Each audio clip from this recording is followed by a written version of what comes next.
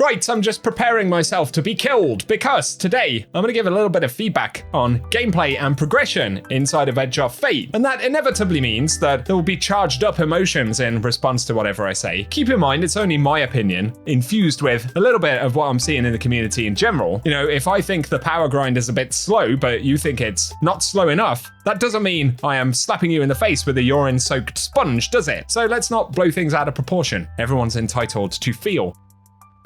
So quick thoughts on the general stuff that we play right now. All of it sits in the portal, which is okay in a sense, and more than anything, it does simplify the game if you're a new player turning up to Destiny 2. Weekly Reset has exposed that this appears to essentially be it. The majority of activities haven't changed. Bungie did add some onslaughts to fireteam ops, which you have to scroll to the bottom of the tab for, but aside from that, the power and reward climb now lives in a very narrow selection of modes, which we play over and over again, and to say it in the most basic way, I think that's going to get quite boring if it hasn't already. Something which adds to that is the reality that we're also getting the same rewards over and over again. Yes, they have unique attributes, and sometimes these rewards will technically be very good, but again, I think it's just going to feel boring picking up TechSec loot for the 100th time and infusing it into something else. Arguably, though, this is actually a thing that Destiny has always done, don't get me wrong, but the portal and the relatively limited pool of relevant loot that we're seeing drop ultimately makes the game feel stripped down or kind of bare bones versus what we had before. On an emotional level, the feeling of looking at the portal after Weekly Reset and nothing particularly changing, or getting the same Ahab Char or Bushido set drops from the same activities in a grind that could be 100 hours plus, how long is a piece of string? It actually reminds me of early D2, when we'd moved over from Destiny 1, and within a couple of weeks we ultimately realised that the game feels so much more basic and uninteresting in comparison.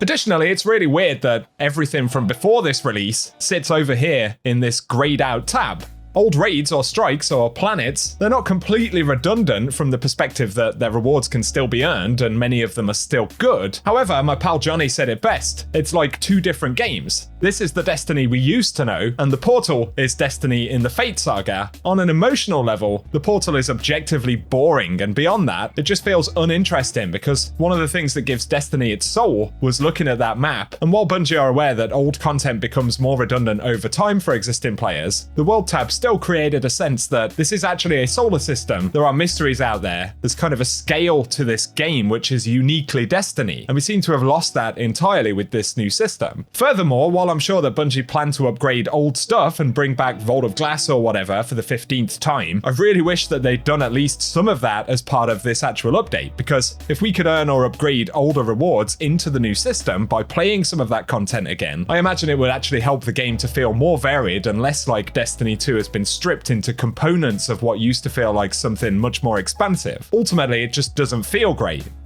You'll have to let me know what you think below. Another note I would add here, I understand why Bungie have implemented new gear boosts or modifiers that require us to use new gear, because they want people to be interested in what's most relevant. But to me, this kind of prescriptive way of playing the game, with a narrow selection of relevant activities and a narrow selection of relevant gear, it actually takes away from the game's identity and from player identity in a way that I'm not convinced will ever be fun. It also damages the sense of player agency in the game that Bungie are prescribing so heavily the things that we should play and the things that we should use. So give me your thoughts on that part of the game below.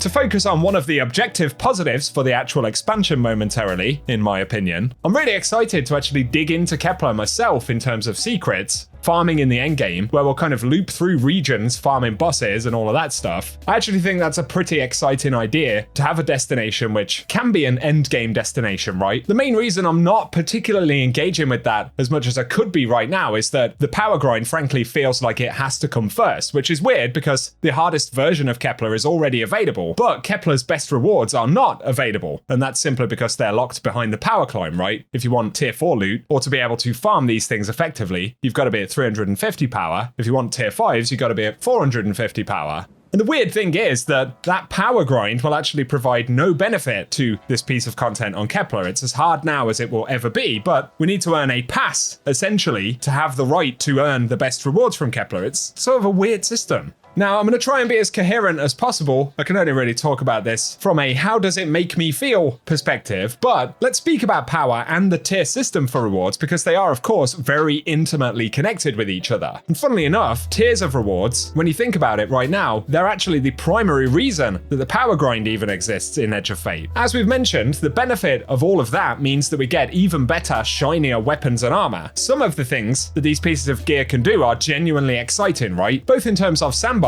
potential for builds, improvements for weapons, and the kind of bow that you put on top of that, right? The yellow borders, the hollow foils, the shiny stuff. Bungie know that psychologically, we need that shiny, tier 5, flawless, god roll loot. And of course, Bungie have fostered that psychological need from players to get the really juicy stuff. But the result of all of these systems thrown together is that there's a bigger increase in grind than there is an increase in benefit, right? I almost see a diminishing return because the best loot we had before Edge of Fate was probably 80 or 85% of the way to the best stuff that we can get right now, especially when we look at weapons, because currently I know there are complaints about stats on armor pieces and limitations in build crafting. And that's where I have more concerns about the currently pretty slow power grind.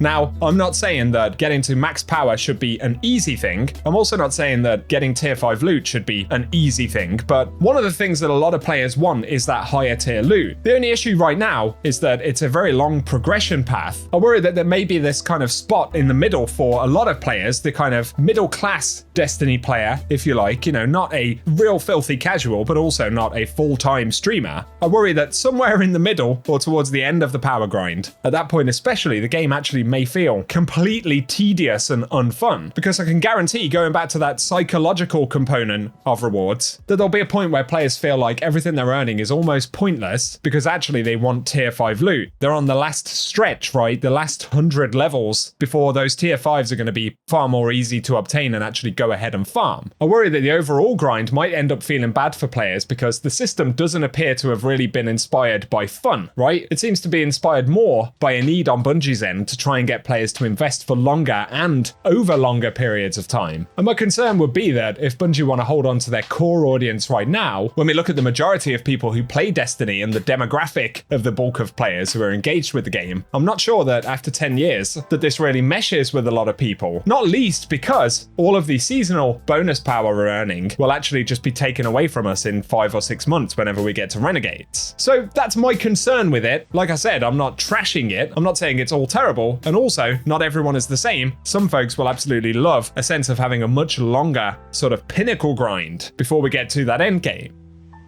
And of course, there is also still a very hardcore audience who want to grind Destiny, and they'll absolutely embrace these kind of systems. So one size does not fit all here by any means, but if the game ends up feeling less casual friendly, or even if these systems become really exhausting to the average Destiny endgame level player, I think that could be pretty risky business. Now, there's a component of having to wait a long time before we're able to get these higher tiers of rewards, but there's also the limitation on the types of content that effectively provide power to players, right? It's all been funneled into the portal. With a lot of Destiny's other content, its existing stuff, the raids, dungeons, the rest of the world map, kind of feeling like it has indeed been soft sunset. Bungie literally made the map grey. And again, the result of that is that this power grind will almost need to occur in such a narrow progression space and series of activities that I think that's another reason that it could actually become kind of exhausting. We will obviously be able to farm the portal much later on to get tier 5 loot from Pinnacle Ops or whatever it is. That will include solo activities and solo player content too, albeit difficult solo player content, which it should be if you want to get tier 5 loot. But I can't help but feel like it's really weird that I almost feel de-incentivized to actually go and spend my time on Kepler because I'm going to have to do it all over again if I want tier 5 loot later on. It's even weirder that the power progression we'll do in the meantime isn't going to provide any additional benefit to make us feel like we can kind of master that piece of content either. So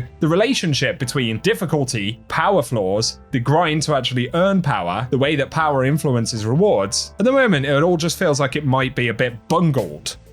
The other thing I would say here is that I'm a big believer that mastery over activities, including stuff that you're under-leveled for, the vast majority of the endgame content we will be playing moving forward, we will be under-leveled for it. But I think that that is enough personally to actually validate reward, yeah? And I think it's really strange that we're moving into an era where you could do something really difficult, genuinely difficult piece of content. You could solo it, complete the raid, whatever it is. But the rewards you're going to earn are tied directly to progression in other parts of the game. So we're earning a pass that allows us to get the highest tiers of rewards in the game, as opposed to just showing that actually we know how to play Destiny. I know how to do this thing. And if I don't know how to do it, I will learn how to do it. I'll make a build and I will practice and I will overcome that challenge. The idea that overcoming that challenge is actually less rewarding than it used to be if you haven't ticked all of the boxes that Bungie are putting in front of us with this power system, to me just again feels really off. So those are my 2 cents, guys. Not hating on the game by any means. My expectations were already tempered for Edge of Fate. Some elements of it, like the scale of Kepler, the amount of secrets and things there are to do in different areas there, is actually beyond what I thought Bungie would deliver in this particular expansion. The same with the narrative, the cinematic storytelling in Edge of Fate. It was a really interesting, different approach. So I don't think I'm being unfair. I'm also not asking for everything for free, but I think the power grind is too slow right now if we are going to tie the ability to earn high quality rewards to earning a power level pass. It just feels like that's going to be a misstep in the end. So as for whether Bungie want to change any of that stuff or see fit to do it, that is totally up to them. You'll have to give me your thoughts below. If you're still here though, I appreciate you listening today. Let me know what you think. And also give us any of your favorite things about Edge of Fate, the new systems. Safe to say it's far easier to focus on the negatives than the positives. I recognize that. And look, I got to the end of the video without being killed. We did it!